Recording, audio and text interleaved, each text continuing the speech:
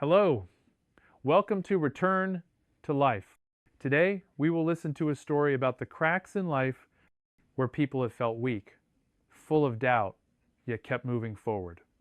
If you are standing between exhaustion and hope, this story may be for you. The emergency room was quieter than Ethan Cole had expected.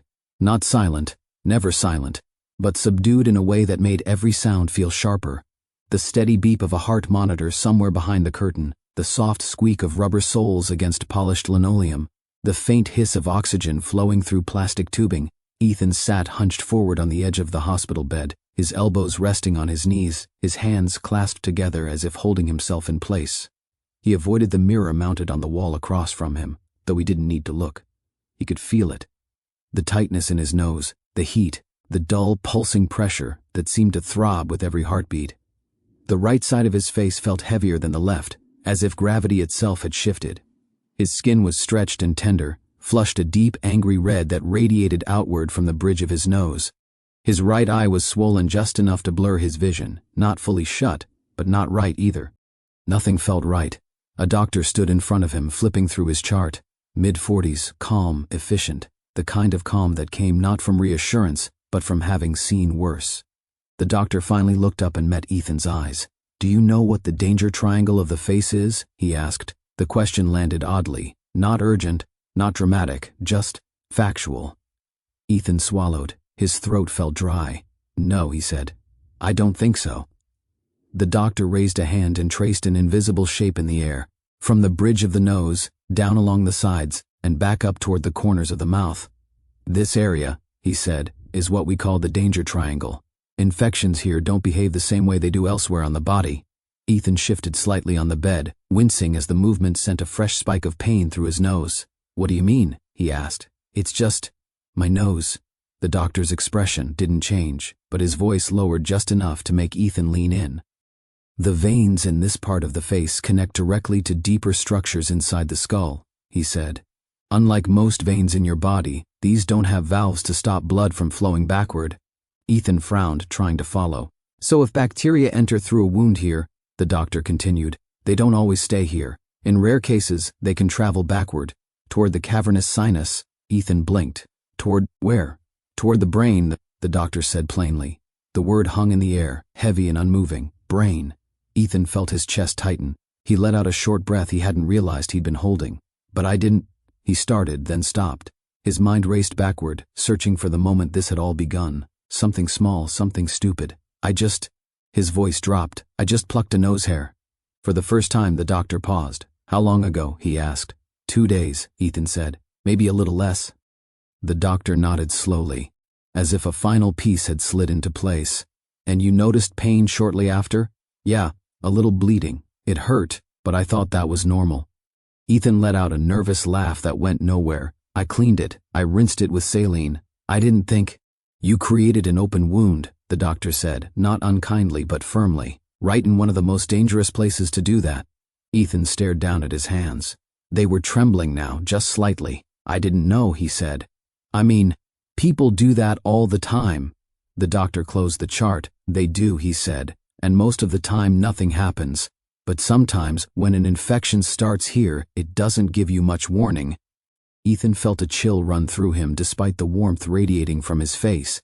"What happens if it spreads?" he asked. The doctor held his gaze. "When it spreads," he said, "it doesn't give you much time."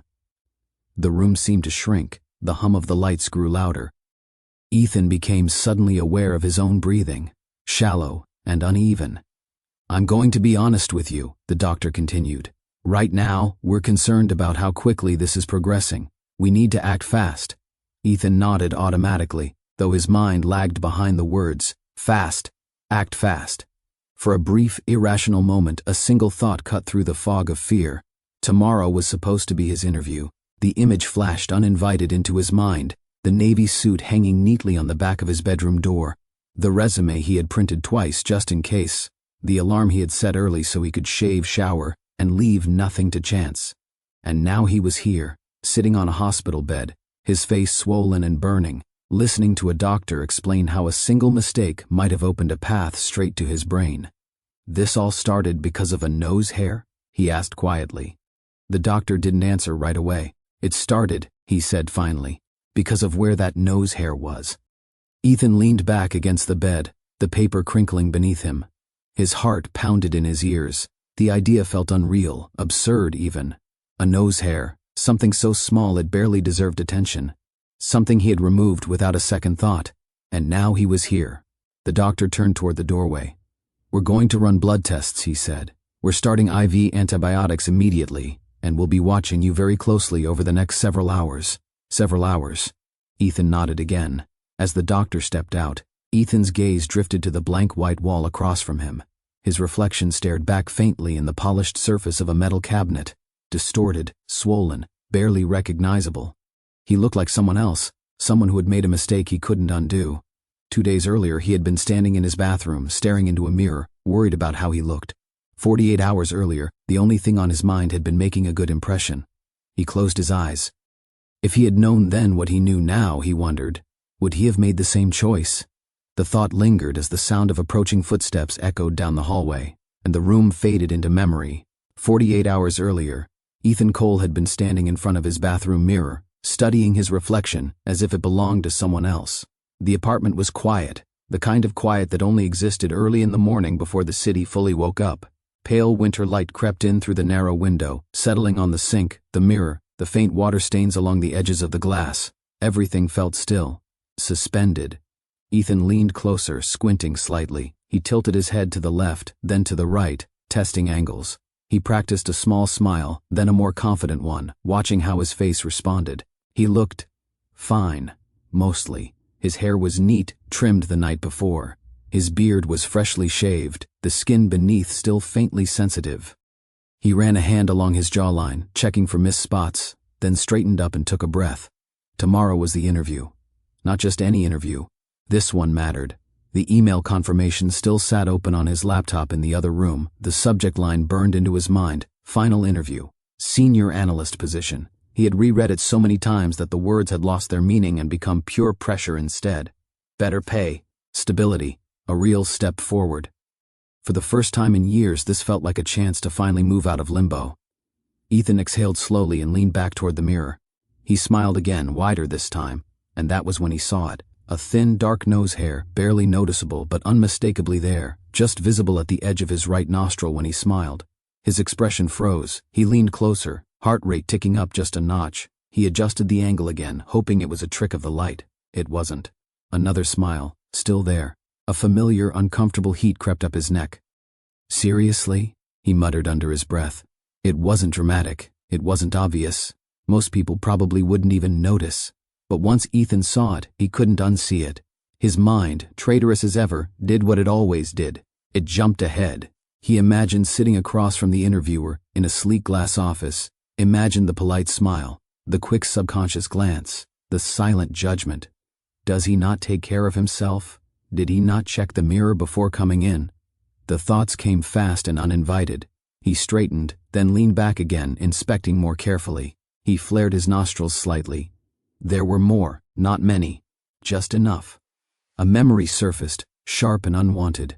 5 years earlier, a different interview, a different office. The room had smelled faintly of burnt coffee and carpet cleaner. He remembered sitting in a stiff chair, answering questions he had prepared for, questions he should have nailed. But he also remembered the interviewer's eyes drifting, just for a second, toward his face. Not lingering, not obvious, but Ethan had noticed. At the end of that interview, the man had smiled politely and said, "You seem capable, but I'm not sure you're quite the right fit." Later, replaying the moment over and over in his head, Ethan had fixated on something small, something stupid. He remembered thinking about his tie, whether it was too loose, whether his hair had been slightly off, whether there had been something about him that didn't look polished. Since then, Ethan had learned to prepare obsessively. He double-checked everything: clothes, words, timing, details most people ignored, because details mattered. At least, that's what he told himself. He stared at his reflection now, jaw tightening. "I can't go in like this," he said quietly. On the counter beside the sink lay a small grooming kit, nail clippers, a disposable razor, a tiny pair of scissors. He picked up the scissors, tested the feel of them in his hand. He hesitated. Trimming would probably be enough. That was what people recommended: careful, conservative, but trimming left stubble, tiny dark points that could still catch the light at the wrong angle. Ethan set the scissors down. His gaze drifted to the drawer beneath the sink. He opened it and reached past old receipts and a half-empty bottle of pain relievers until his fingers closed around something cold and metallic. Tweezers. He turned them over in his hand. They were clean, sharp, precise. This would be quick, final, clean. No one will ever notice, he told himself. In the living room, his phone buzzed softly. A message from Ryan. "You up?" Ethan didn't respond. Not yet. He stepped closer to the mirror again, lifting the tweezers toward his face. He paused, hovering just short of contact. For a brief second, something like doubt flickered through his mind. A vague sense that this might be unnecessary. That he was overthinking. Then the familiar fear pressed in. The fear of being judged. The fear of missing his chance. He closed his eyes briefly, then opened them. "Just this once," he whispered. He positioned the tweezers and pulled. A sharp electric pain shot through his nose, making his eyes water instantly. He hissed and jerked back, one hand flying to his face. "Damn it," he muttered. A single nose hair lay caught between the tips of the tweezers. A tiny bead of blood welled at the edge of his nostril.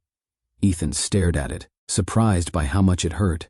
He dabbed at it with a piece of toilet paper, pressing gently until the bleeding stopped. "Okay," he said, forcing a breath. "Okay." He rinsed his face with cool water, watching the redness fade slightly. The pain dulled to a mild ache. He smiled again. The hair was gone.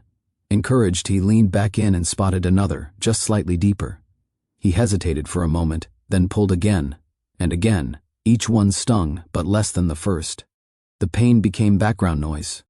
When he was finished, he splashed his face once more, patted it dry, and leaned in close to inspect his work.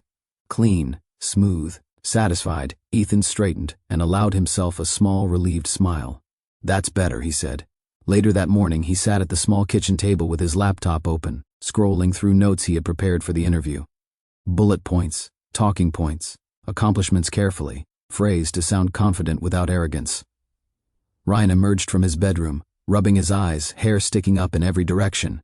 "Man," Ryan said, pouring himself coffee, "you look like you haven't slept." "I'm fine," Ethan replied automatically. Ryan squinted at him. "You sure? Your nose looks a little red." Ethan instinctively touched his face. "It's nothing. I shaved." Ryan shrugged. "If you say so." He took a sip of coffee and nodded toward the laptop. "Big day tomorrow, huh?" "Yeah," Ethan said. "Big day." Ryan leaned against the counter. "You've got this." "You've been preparing for weeks."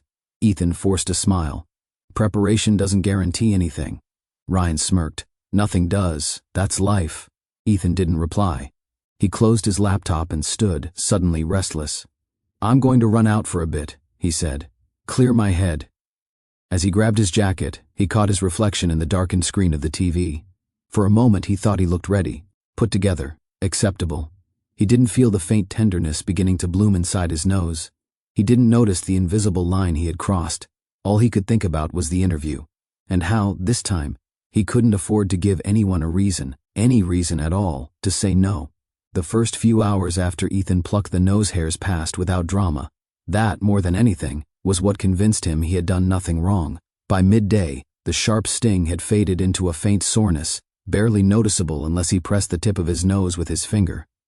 The redness he'd seen earlier had softened, blending into his natural skin tone. When he caught his reflection in a shop window as he walked down the street, everything looked normal, clean, presentable, safe. He stopped at a cafe a few blocks from the apartment, ordered a black coffee, and sat near the window with his laptop open. Outside, people hurried past, collars turned up against the cold. Life moved on, indifferent to the microscopic drama unfolding inside his nose. Ethan reviewed interview questions again, mouthing answers silently. He practiced explaining his career choices in ways that sounded intentional instead of improvised. He adjusted phrasing, refined transitions, trimmed unnecessary words. He liked control. He trusted preparation. When a dull ache flickered briefly inside his nose, he dismissed it without a second thought. Probably just irritation, he told himself. Sensitive skin, nothing more. He finished his coffee and headed home. That evening, as the sun dipped low and the apartment filled with the amber glow of artificial light, the soreness returned, this time sharper, more localized. It felt like a bruise tucked just inside his nostril, tender and insistent. Ethan stood in the bathroom again, leaning close to the mirror. The inside of his right nostril looked slightly swollen, pinker than the left. He pressed gently against it and winced. "Great," he muttered. He ran warm water over a washcloth and held it against his nose, eyes closed, breathing slowly. The heat brought a momentary sense of relief. The ache dulled. Better. He remembered something he'd read once. Warm compresses helped with inflammation. He felt reassured by the thought, even though he couldn't recall where he'd read it or whether it applied here. After dinner, Ryan noticed him rubbing his face absent-mindedly. "You okay, man?" Ryan asked from the couch, eyes still on the TV. "Yeah," Ethan said. "Just irritated my nose earlier." Ryan glanced over. "From what?" Ethan hesitated for half a second. "Grooming stuff." Ryan raised an eyebrow. "You've been stressing too much about that interview." Ethan forced a laugh. "Tell me about it." He didn't mention the tweezers. It felt too trivial to bring up. Almost embarrassing. By the time Ethan went to bed, the ache had deepened. It wasn't intense, just persistent. A low throb that made it hard to ignore when the room grew quiet. He lay on his side, then his back, then his other side, trying to find a position that didn't aggravate it. Each time his nose brushed against the pillow, a small jolt of discomfort followed. Annoying, he thought, not alarming. Eventually, exhaustion won. He drifted into a restless sleep, filled with half-formed dreams of missed alarms and forgotten lines. When he woke the next morning, the first thing he noticed was the pressure. It felt heavier now, concentrated, as if something inside his nose had swollen overnight and was pressing outward. Ethan sat up slowly, heart beating a little faster. He shuffled to the bathroom and flicked on the light. The tip of his nose was red, not dramatically so, but enough to be noticeable, enough to catch his attention in a way it hadn't before. He leaned closer to the mirror, peering inside. Just at the entrance of the nostril he saw it, a small pale bump nestled against the inflamed skin. A whitehead. "A pimple?" he said out loud, incredulous. That explained it. Pimples hurt, pimples swelled. Pimples were annoying but harmless. Relief washed over him. He resisted the urge to poke at it, and instead reached for his phone. A quick search confirmed what he already believed: ingrown hair nose pain. The results were reassuring. Mild infection, common, warm compresses, topical ointment. Nothing urgent. He brushed his teeth, showered, and got dressed. The redness hadn't spread. The swelling hadn't worsened, at least not visibly. This is fine, he told himself. Throughout the day, however, the discomfort grew harder to ignore. By mid-afternoon, the ache had sharpened into something more insistent. It no longer felt like surface irritation. It felt deeper, anchored. When Ethan pressed lightly against the side of his nose, pain flared and radiated upward, toward the bridge.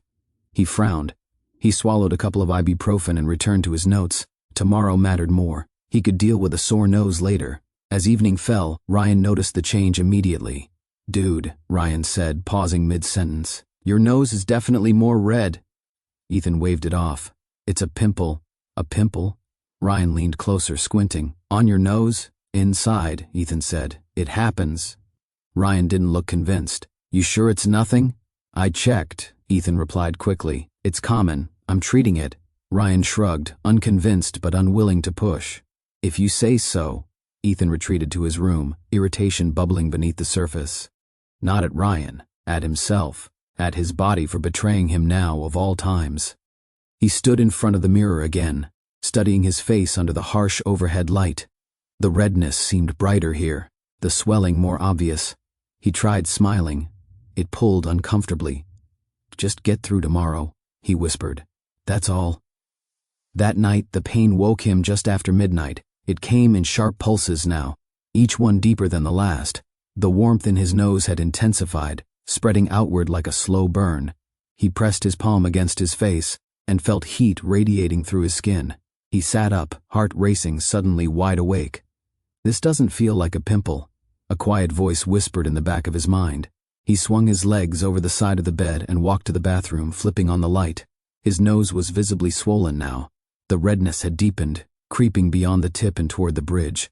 Ethan stared at his reflection, unease curling in his stomach. He ran warm water over another washcloth and pressed it against his face, breathing through clenched teeth. The pain receded slightly, just enough to make him doubt himself again. It's late, he thought. Everything feels worse at night. He swallowed more ibuprofen and crawled back into bed, forcing himself to relax. Tomorrow morning he would reassess. If it was still bad, he'd consider seeing someone. After the interview. The thought settled him, misguided as it was. He didn't notice the subtle shift taking place beneath the surface, the bacteria exploiting the tiny wound he'd created, multiplying quietly, following pathways he didn't know existed. He drifted back into an uneasy sleep, unaware that the problem was no longer skin deep. By morning, the ache would be something else entirely. When Ethan woke the next morning, the pain had changed. It was no longer a dull ache he could reason with or ignore.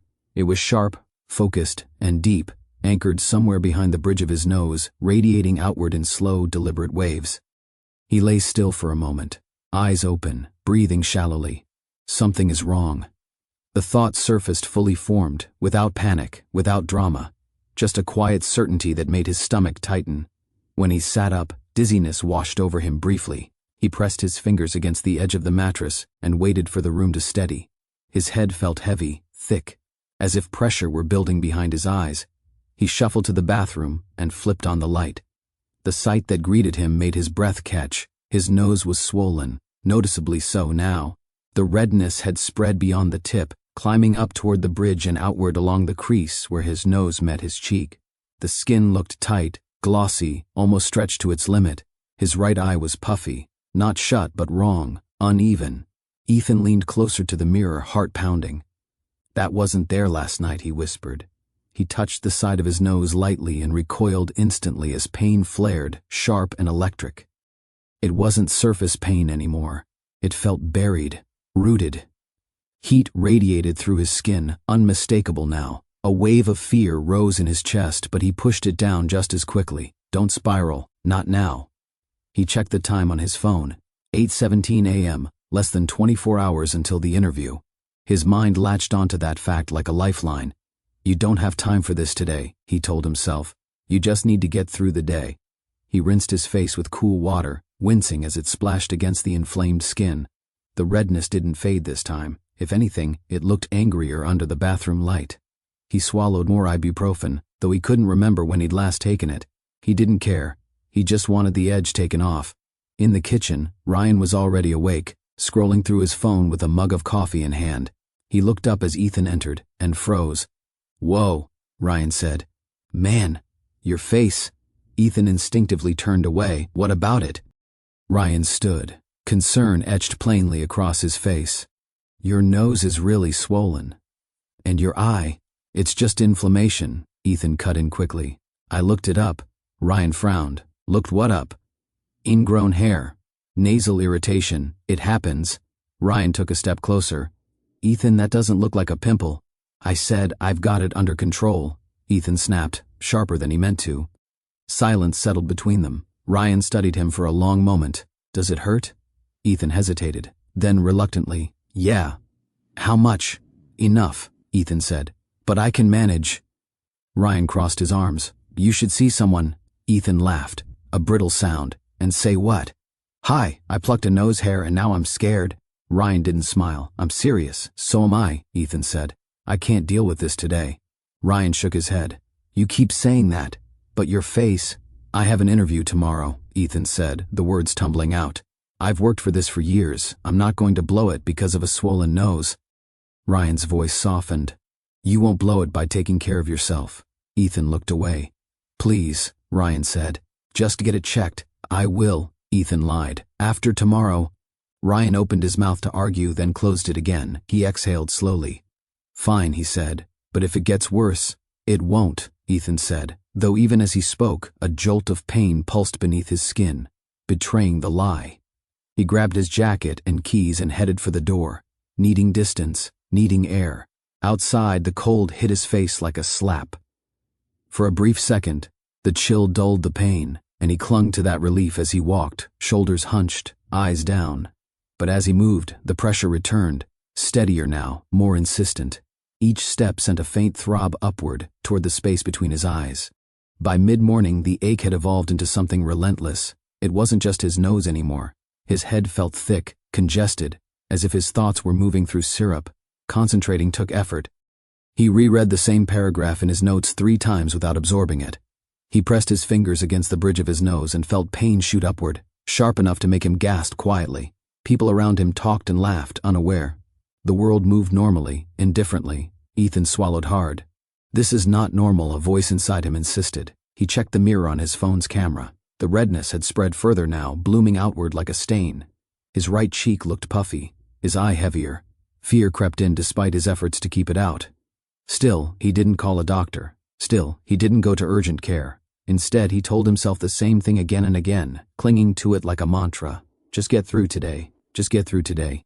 By early afternoon, the fever started. At first, it was subtle, a chill that didn't make sense in a heated room.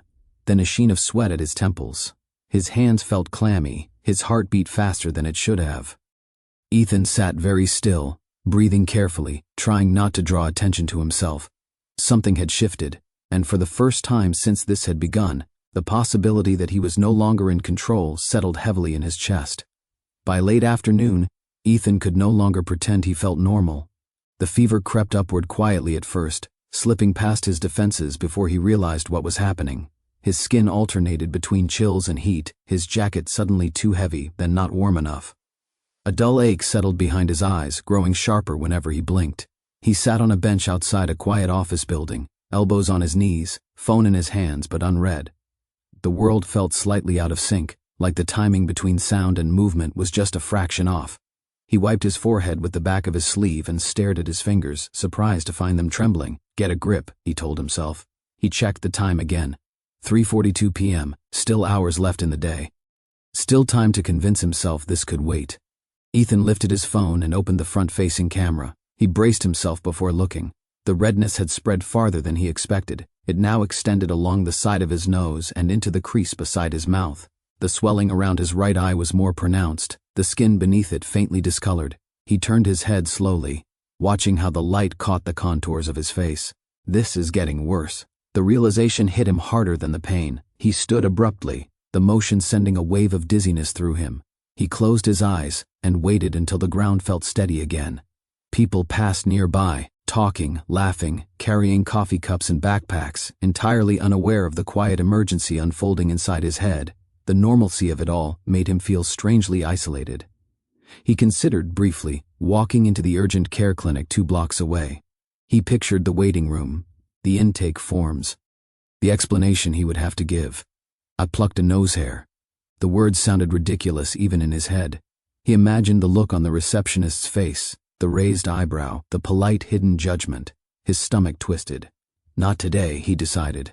He walked home slowly, every step measured. By the time he reached the apartment, his head felt heavy, his thoughts sluggish.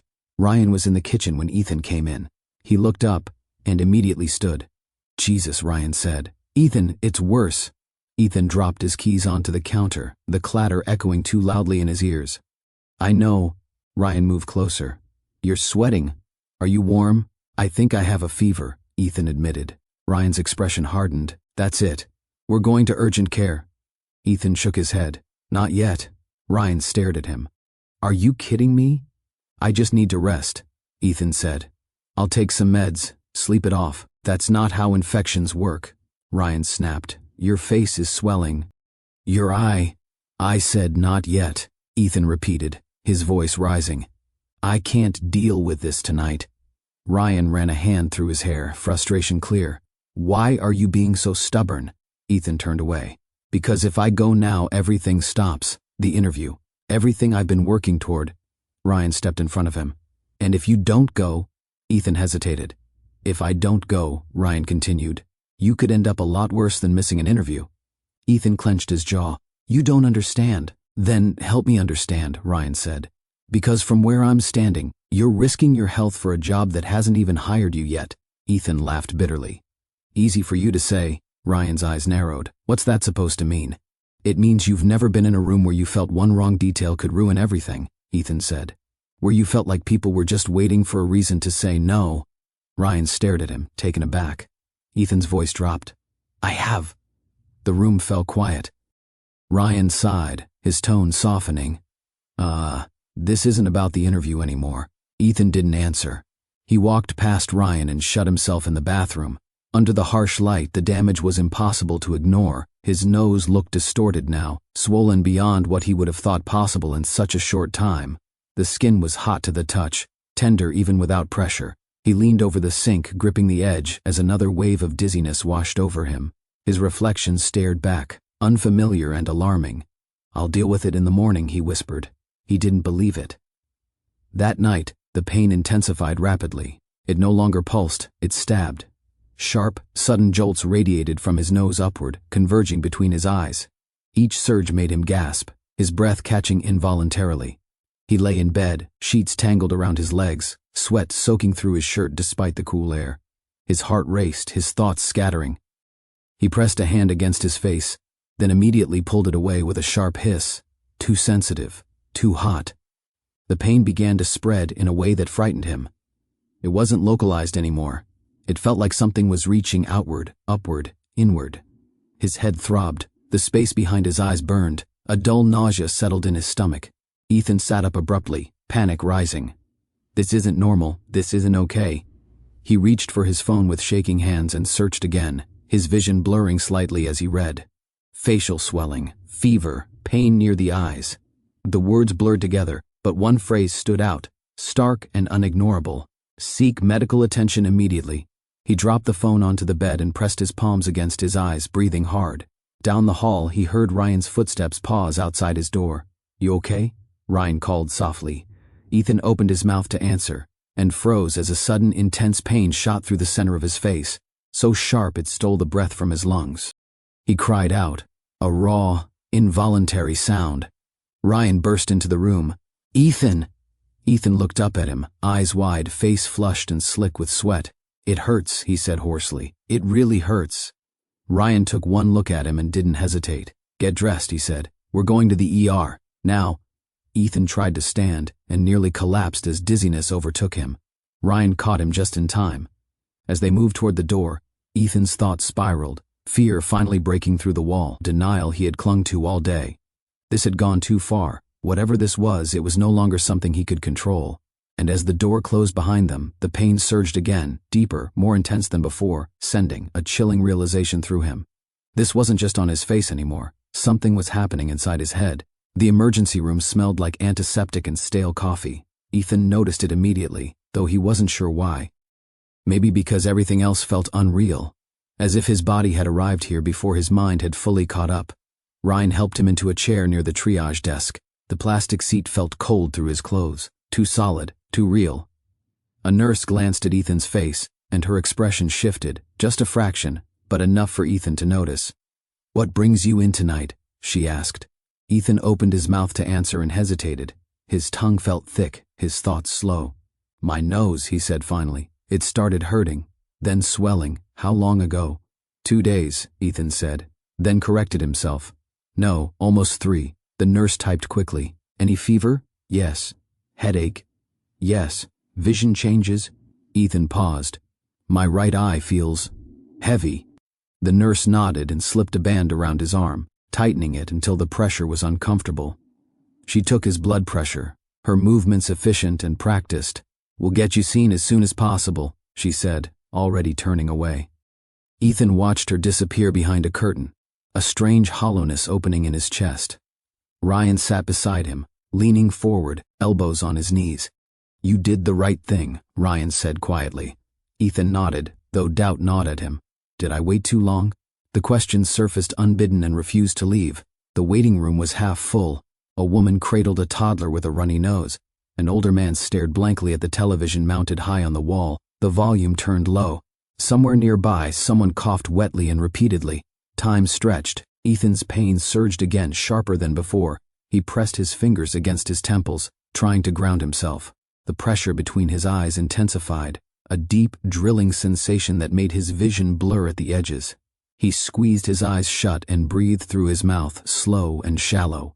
"Hey," Ryan murmured. "Look at me." Ethan opened his eyes. Ryan's face was steady, concerned, but steady. "You're here now," Ryan said. "They'll take care of you." Ethan wanted to believe him. As minutes passed, his thoughts drifted, backward, inward. He thought about the interview again, the suit, the preparation, the tiny detail he'd obsessed over, all of this. because of that. The absurdity of it made his chest tighten. What if I don't make it to the interview? He wondered. The thought felt small now, embarrassingly small. What if I don't make it out of here? The fear hit harder, colder. Ethan shifted in his seat, suddenly acutely aware of his heartbeat. It felt too fast, too loud. He placed a hand over his chest, feeling it thud beneath his palm. I feel weird, he said quietly. Ryan leaned closer. Weird how? Light-headed, Ethan said. And scared. Ryan didn't dismiss it. He nodded once. I'm right here. A sharp cry erupted from behind one of the curtains. A man's voice, strained and panicked. The sound cut through the room like a blade. Ethan flinched. For the first time, the full weight of where he was settled in. This was an emergency room. People didn't come here for nothing. A gurney rushed past, wheels rattling, a nurse jogging alongside it. Ethan caught a glimpse of a pale face, eyes half closed, oxygen mask fogging with each breath. His stomach dropped. That could be me. The thought refused to let go. Ethan's breathing quickened. His hands began to shake again. I think I'm going to pass out, he whispered. Ryan stood immediately. Hey, stay with me. He waved toward the desk. Excuse me, he's not okay. The nurse returned quickly, one look at Ethan's face enough to shift her into motion. Let's get you back, she said. They guided Ethan onto a gurney. As they wheeled him down the corridor, the ceiling lights passed overhead in a rhythmic blur, bright then dark, bright then dark. It reminded him, unexpectedly, of childhood car rides when he'd lie in the back seat and watch streetlights pass by through the window. A strange memory to surface now. They parked him in a curtained bay. The nurse snapped on gloves, attaching monitors with practice speed. The cold adhesive patches against his chest made him gasp. Just relax, she said. You're safe. Safe, the word echoed hollowly. As she stepped away, Ethan lay staring at the ceiling, the beeping of the monitors steady and unforgiving. Beep, beep, beep. Each sound felt like a reminder that something inside him was being measured, watched, judged. He swallowed hard. If I'd just left it alone, he thought. If I hadn't cared so much. Regret flooded him, heavy and suffocating. He thought about how small the decision had felt at the time, how harmless.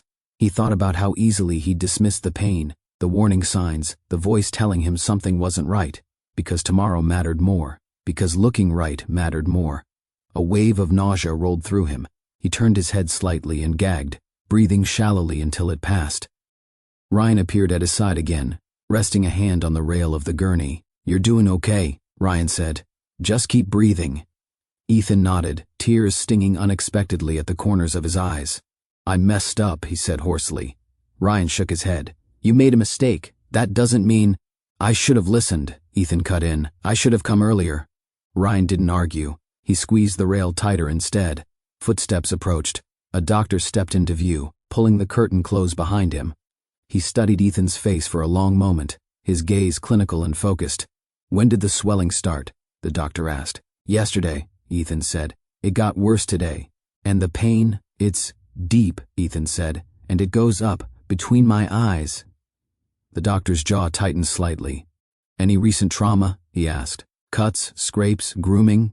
Ethan hesitated. This time he didn't minimize it. I plucked nose hairs, he said. A few days ago. The doctor paused, then nodded slowly. Okay, he said. That helps. Ethan searched his face for reassurance, and didn't find it. The doctor turned to the nurse. Let's get labs. Start IV antibiotics. Broad spectrum. The words washed over Ethan, heavy and ominous. IV. Antibiotics. This wasn't a wait-and-see situation. The nurse moved quickly, tying a tourniquet around Ethan's arm. As the needle slid into his vein, a sharp sting followed by pressure, Ethan barely reacted. His attention was elsewhere. Am I in danger? He asked quietly. The doctor looked at him, really looked at him. There are some things we need to rule out, he said carefully. Infections in this area can spread quickly. Ethan's throat tightened. Spread where? He asked. The doctor didn't answer immediately. Let's focus on stabilizing you first, he said. We'll talk more in a moment. The non-answer was worse than anything else. As the IV drip began, cold fluid flowing into his arm, Ethan stared at the ceiling again, heart racing. For the first time since this had begun, the possibility that this might not end the way he'd assumed became impossible to ignore. This wasn't just pain, this wasn't just swelling, This was something he didn't understand, something he couldn't fix with preparation or control, something that had started with a tiny, careless choice and had grown into something far bigger than he was ready for. As the monitor continued its steady rhythm, Ethan closed his eyes and waited. Ethan felt the antibiotics enter his system as a cold, creeping sensation that traveled up his arm and settled somewhere deep in his chest. The 4-line was taped securely to his skin, the clear bag hanging above him like a quiet promise and a warning. Around him, the emergency room continued its muted choreography. Curtains rustled, footsteps passed, machines hummed and beeped with steady indifference. The doctor returned a few minutes later, accompanied by another physician, older, with silver hair and the calm presence of someone who had spent decades delivering bad news without theatrics. "This is Dr. Patel," the first doctor said. "He specializes in infectious diseases." Dr. Patel nodded once and stepped closer to the bed, studying Ethan's face carefully. His eyes traced the swelling, the redness, the asymmetry, lingering just a moment longer near Ethan's right eye. "When did the pain start moving upward?" he asked. "Last night," Ethan said. His voice sounded distant to his own ears. "This morning it was worse. Now it feels like it's behind my eyes." Dr. Patel nodded again, slow and deliberate. "And you had a fever?" "Yes." "Any double vision?" Dr. Patel asked. Ethan blinked. "Not exactly. But things feel off. Heavy." The doctor exchanged a glance with his colleague. Ryan shifted uneasily in his chair. "What does that mean?" he asked. Dr. Patel pulled a stool closer and sat down, positioning himself at eye level with Ethan. The movement felt intentional, grounding. "I want to explain what we're concerned about," he said. "And I want to be very clear." Ethan's chest tightened. "The area around your nose, upper lip, and eyes," Dr. Patel continued, "is something we call the danger triangle of the face." Ethan felt a chill ripple through him. He'd heard the phrase before, earlier tonight, but now it sounded heavier, more final. "The veins in this area," the doctor said, "are different from veins in most other parts of your body. They don't have valves." Ryan frowned. "Why does that matter?" "Valves keep blood flowing in one direction," Dr. Patel explained. "Without them, blood, and anything traveling in the blood, can move backward." Ethan swallowed. "Backward to where?" he asked. Dr. Patel didn't rush his answer. "To structures inside the skull," he said, "including the cavernous sinus." The name meant nothing to Ethan, but the way the doctor said it made his stomach drop. "It's a large vein located at the base of the brain," Dr. Patel continued. "If bacteria reach it, the infection can spread very quickly." Ethan felt his heartbeat quicken, loud in his ears. "Spread? To my brain?" he asked. "Yes," the doctor said simply. The word landed like a blow. Brain.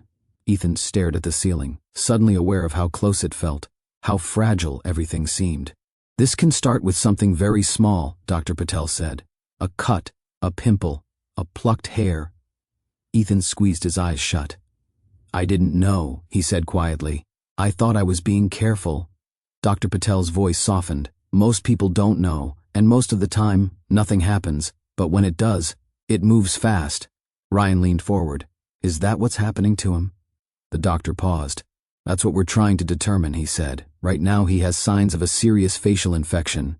The swelling, the fever, the pain pattern, they're concerning." Ethan opened his eyes again. "Concerning how?" "They suggest the infection may be spreading beyond the skin," Dr. Patel said. "Possibly into deeper tissue. Possibly into his head." Ethan's breathing became shallow. He gripped the edge of the bed, knuckles whitening. "What happens if it reaches the brain?" he asked. The room felt suddenly very still. Dr. Patel didn't look away. "If it progresses to a cavernous sinus thrombosis," he said, "it can cause blood clots, vision loss, stroke-like symptoms, even death." Ryan swore under his breath. Ethan felt a rush of heat flood his body, followed by a wave of cold. "How long do we have?" he asked. Dr. Patel exhaled slowly. "The next 12 hours are critical," he said. "That's why we started IV antibiotics immediately." 12 hours. The number echoed in Ethan's mind, loud and relentless. He thought about how casually he'd made the decision in his bathroom, how insignificant it had felt. A few seconds, a tiny sting, nothing worth worrying about. And now his life was being measured in hours. "We're going to monitor you closely," the first doctor added. "We'll be running blood tests, possibly imaging. If we see signs that the infection is spreading further, we'll escalate treatment." Escalate. The word terrified him. Does that mean surgery? Ethan asked. Not necessarily, Dr. Patel said. But if there's an abscess, we may need ENT to intervene. Ethan nodded numbly. Ryan reached out and placed a hand on Ethan's arm. You're going to be okay, he said, though his voice betrayed him. Ethan wanted to believe that, desperately. But as another surge of pain pulsed between his eyes, sharp and unrelenting, he realized something had shifted. This was no longer a misunderstanding, no longer an overreaction. This was real, and it was already inside him. Time lost its shape after that. Minutes stretched into something heavier, thicker, as Ethan lay on the gurney staring at the ceiling tiles above him. Each one was identical, speckled white with faint gray dots, arranged in neat rows that should have been comforting. Instead, they felt oppressive, as if the ceiling were slowly lowering. The IV drip continued its steady rhythm, the fluid sliding into his vein with quiet persistence. Somewhere nearby, a machine beeped in time with his heartbeat. Beep, beep, beep. Each sound reminded him that something inside his body was being watched, measured, judged. A nurse returned to draw blood. She tied the tourniquet tight around his arm, swabbed the skin with cold antiseptic, and slid the needle in with practiced ease. Ethan barely felt it. His attention was elsewhere. What are you testing for? He asked. Infection markers, she said. White blood cell count. Inflammation. We'll know more soon. Soon. The word felt meaningless now. Ryan paced the small space beside the bed, stopping occasionally to glance at Ethan, then resuming his slow circuit. He looked like someone trying to burn off nervous energy he didn't know what to do with. This is my fault, Ethan said suddenly. Ryan stopped. What? I did this, Ethan said. His voice was flat, drained. I could have just left it alone. Ryan shook his head. You didn't know. I should have, Ethan replied. I felt it getting worse. I ignored it. Ryan leaned against the wall, arms crossed. You were scared. Ethan laughed quietly. Yeah. Just not of the right thing. The pain flared again, sharper now, concentrated behind his eyes. He squeezed them shut, teeth clenched, waiting for it to pass. It didn't. Instead it spread, upward, inward, like pressure building behind a dam. He opened his eyes again, vision swimming slightly. Ryan, he said, I'm here. If something happens to me. Ethan hesitated, the words catching in his throat. Call my parents. Ryan stared at him. Hey, don't do that. I'm serious. Ryan's jaw tightened. You're not going anywhere. Ethan didn't answer. He wasn't sure he believed that anymore. The curtain rustled as Dr. Patel returned, holding a tablet. His expression was carefully neutral. We have some initial lab results, he said. Ethan's heart began to pound. Your white blood cell count is elevated, Dr. Patel continued. That tells us your body is fighting a significant infection.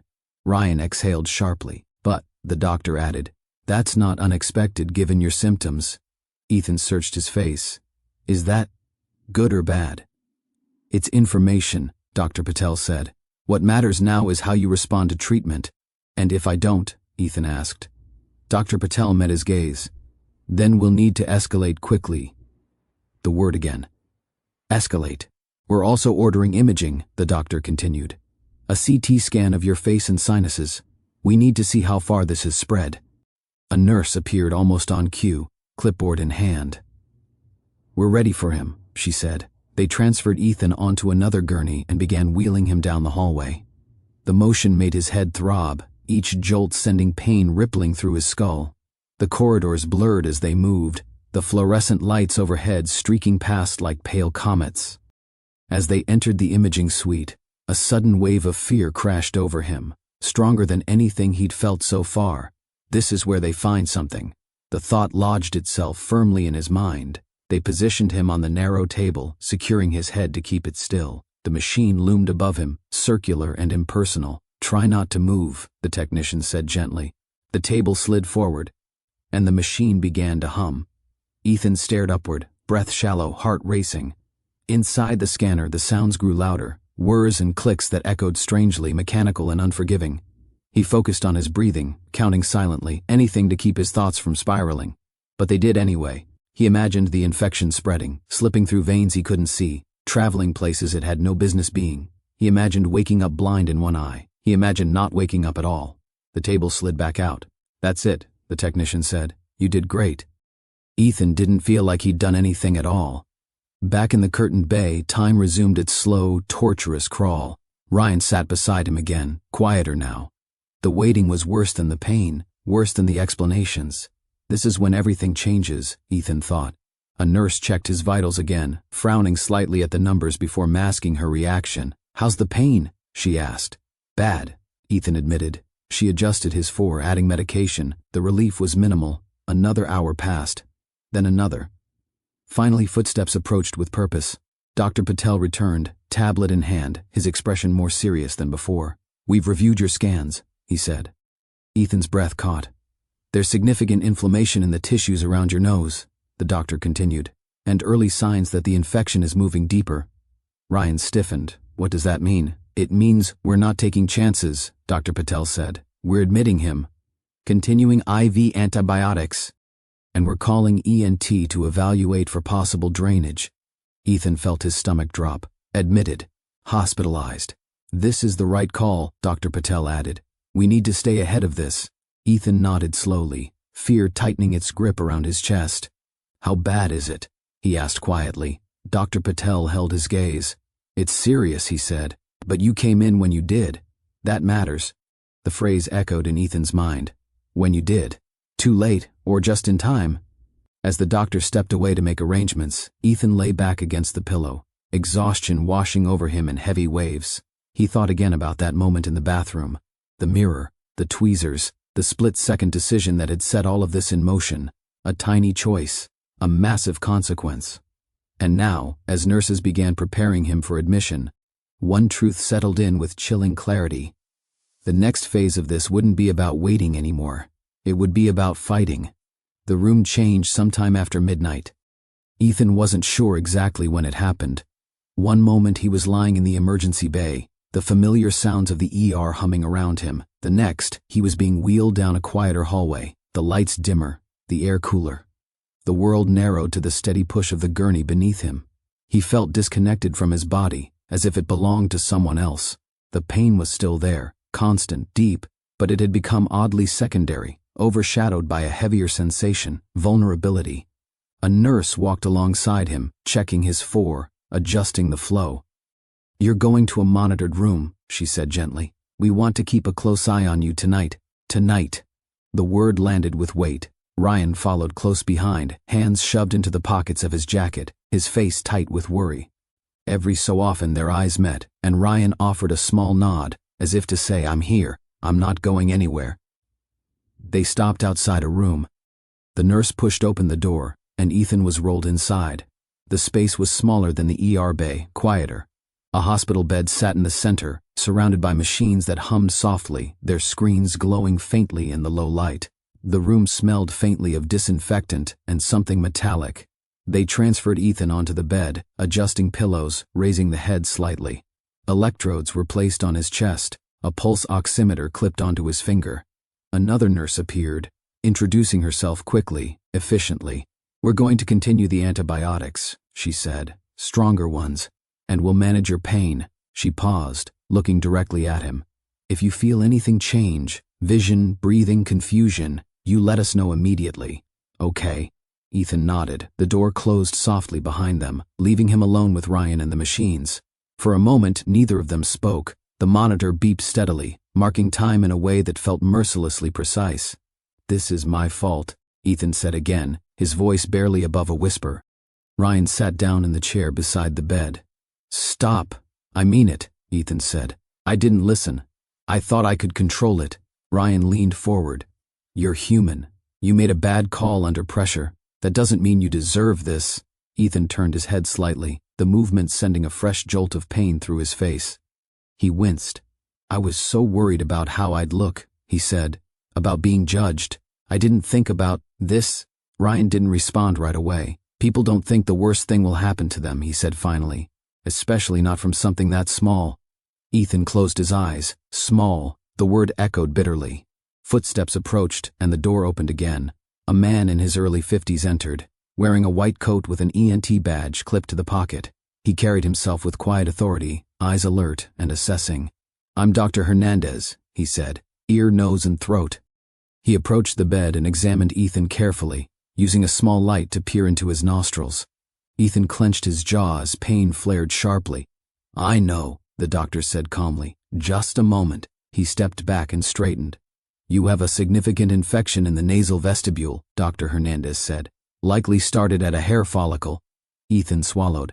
"There's swelling and evidence of early abscess formation," the doctor continued. "The antibiotics are critical, but in cases like this, medication alone isn't always enough." Ryan shifted. "What does that mean?" "It means we may need to drain it," Dr. Hernandez said. "Relieve the pressure, remove the source of infection." Ethan's heart rate spiked. "Drain it how?" he asked. Dr. Hernandez didn't sugarcoat it. "A small incision, local anesthesia. It won't be pleasant, but it's often necessary." Ethan stared at the ceiling, chest rising and falling rapidly. "Do it," he said. The decisiveness surprised even him. Ryan looked at him. "You sure?" Ethan nodded. "I don't want this spreading any further." Dr. Hernandez studied him for a moment, then nodded. "That's the right call." The nurse prepared the room quickly. The lights were adjusted. Sterile instruments were laid out on a tray just out of Ethan's line of sight. "We're going to numb the area," the nurse said. "You'll feel pressure, but it shouldn't be sharp." She injected the anesthetic. Ethan hissed softly as the needle went in, the sting sharp but brief. The numbness followed quickly, a strange disconnect between sensation and awareness. Dr. Hernandez leaned in again. "If it hurts too much, tell me." Ethan nodded, gripping the sides of the bed. Ryan stood at the head of the bed, one hand resting on the rail. "I'm right here," he said. Ethan focused on that. The pressure came first, firm, insistent. He felt movement, a tugging sensation that made his stomach churn despite the lack of pain. Then there was a sudden release, a rush of warmth. Ethan gagged slightly, turning his head as much as he could. "Almost done," Dr. Hernandez said. The smell hit him next. Metallic, unpleasant, unmistakable. Ethan squeezed his eyes shut, breathing through his mouth, fighting the urge to panic. The doctor worked efficiently, methodically. "There we go," he said finally. "That should help." The pressure eased almost immediately. The pain didn't vanish, but it shifted, less sharp, less threatening. The nurse cleaned the area, applied packing, adjusted the IV. Ethan lay back, chest heaving, sweat slick on his skin. "It's over," Ryan said softly. Ethan nodded, exhaustion crashing over him in heavy waves. Dr. Hernandez removed his gloves. "We'll continue IV antibiotics," he said. "This buys us time and significantly reduces the risk of further spread." "How bad was it?" Ethan asked. The doctor met his eyes. "You came in when it still mattered." That phrase again. "When it still mattered." "We'll keep monitoring you closely over the next 24 hours, Dr. Hernandez continued. "If you respond well, that's a very good sign." "And if not?" Ryan asked. "Then we adjust," the doctor said. But right now, this was the right intervention. As the doctor left, the room settled into quiet again. The monitor continued its steady rhythm. The foredrip flowed on. Ethan stared at the ceiling, breathing slowly, deliberately. For the first time since this had begun, the sense of relentless forward motion paused. Not stopped, but paused. He felt small, exposed, grateful. "I thought I could control everything," he said quietly. Ryan looked at him. "Most people do." Ethan swallowed. "I don't think I've ever felt this dependent." Ryan shrugged gently. "That's what being alive is sometimes." The words lingered. Ethan closed his eyes, letting the fatigue take him. His body felt heavy, his thoughts slow, but beneath it all something else stirred. Relief, fragile, tentative, but real. He didn't know what the next hours would bring. He didn't know if the antibiotics would be enough, or if complications still waited ahead. But for now, the infection had been confronted, not ignored, not minimized. For now, he was still here. And that was more than he could say a few hours ago. Morning arrived quietly. Ethan woke to the soft hum of machines and the faint glow of early light filtering through the narrow window. For a moment, he didn't know where he was. His body felt heavy, unfamiliar, then the dull ache in his face reminded him. The pain was still there, but different now. Less sharp, less urgent, as if something had been eased, though not erased. He shifted slightly and felt the tug of the 4 in his arm. The steady drip continued, patient and relentless. A nurse entered not long after, checking his vitals, adjusting the monitors. "How are you feeling?" she asked. "Tired," Ethan said honestly. "And sore?"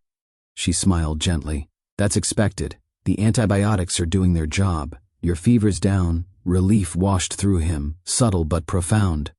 Ryan was asleep in the chair beside the bed, head tilted awkwardly against the wall.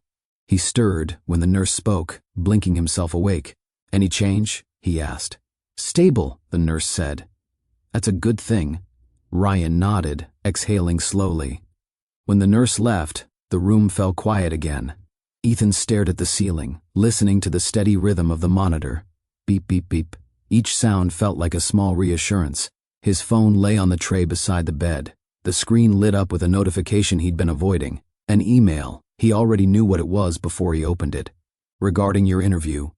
His thumb hovered over the screen. Ryan watched him carefully. "You don't have to look at it right now." Ethan shook his head. "I should." He opened the message. The words were polite, professional, regretful in the way corporate language often was. "We understand unforeseen circumstances arise. Unfortunately, due to scheduling constraints, we're unable to reschedule at this time.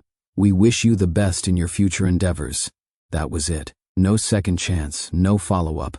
Ethan let the phone fall back onto the tray. For a long moment he said nothing. Ryan broke the silence. "I'm sorry, man." Ethan nodded slowly. "Yeah." The loss settled in, not as a sharp pain, but as a quiet, hollow ache. He'd spent weeks preparing, months hoping, and now it was gone, erased by a few sentences on a screen. Strangely, it didn't devastate him the way he'd expected. He thought about how terrified he'd been of missing this interview, how important it had seemed, and yet, lying there in a hospital bed, his face still swollen, and keeping infection at bay, the disappointment felt smaller, not insignificant, but smaller. "I almost died over this," he said quietly. Ryan didn't respond. He didn't need to. Later that afternoon, Dr. Patel returned, reviewing charts as he stood at the foot of the bed. "You're responding well to treatment," he said. "The swelling has begun to stabilize. No new neurological symptoms." Ethan let out a breath he hadn't realized he'd been holding. "That means?" Ryan asked. "That means we're optimistic," Dr. Patel said. "You'll likely stay another day for observation, then transition to oral antibiotics if all continues to improve." Ethan nodded. "Thank you." Dr. Patel paused. "You were lucky." The word struck him harder than expected. "Lucky?" Ethan repeated. "Yes," the doctor said. "Infections in this area don't always announce themselves so clearly. Some people wait longer. Some don't come in until vision is affected. Or worse." Ethan swallowed. "I won't forget this," he said. Dr. Patel met his gaze. "Most people don't. Not after something like this." After the doctor left, Ethan lay quietly, watching dust motes drift lazily through the beam of sunlight near the window. His face felt tight, the skin around his nose tender and flaky. He imagined what it must look like now, marked, imperfect, healing.